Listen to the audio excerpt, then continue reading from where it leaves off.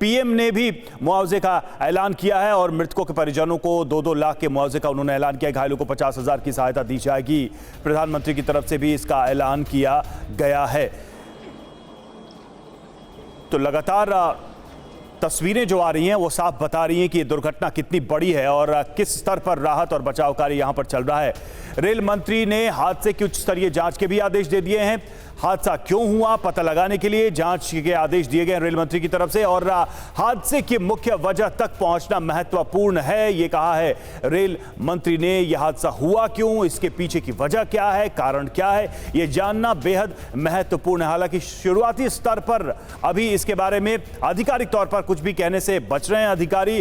रवि दत्ता हमारे साथ इस वक्त जुड़े हुए हैं, लगातार घटनास्थल पे ही मौजूद हैं। रवि दत्ता, कारणों के बारे में कई सारी बातें कही जा रही हैं। हालांकि सरकार की तरफ से कहा गया है कि इसकी गहन जांच की जाएगी और ये जानना बेहद जरूरी है कि आखिर हादसा हुआ क्यों। लेकिन कुछ अंदाजा लग पाया, लोगों ने कोई जानकारी दी, वहां पर जो उस समय मौजूद थे घटनास्थल पर हादसे के वक्त, उन्होंने बताया कि हुआ कैसे हादसा, क्या वजह रही होगी इसकी, कोई शुरुआती जानकारी मिल रही है क्या?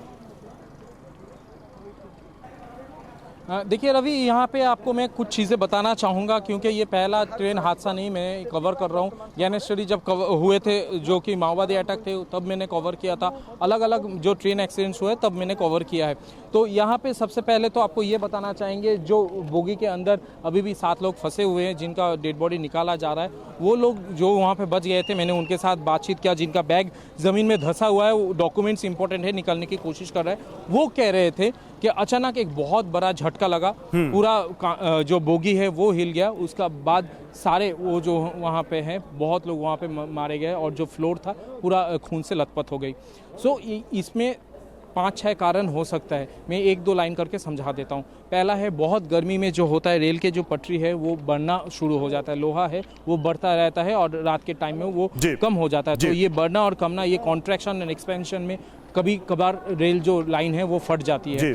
दूसरा है कि ये जो फिश प्लेट्स है, आपको दिखाना चाहेंगे यहाँ पे फिश प्लेट्स जो होते हैं। एक तो है ये स्क्रू, अगर ये जो स्क्रू है आपको दिखाना चाहेंगे, ये स्क्रू अगर हिल जाती है, खुल जाते हैं, तब ये पलट जाती है। ये जो रेल की पटरी है ये ऐसे पलट जाती है।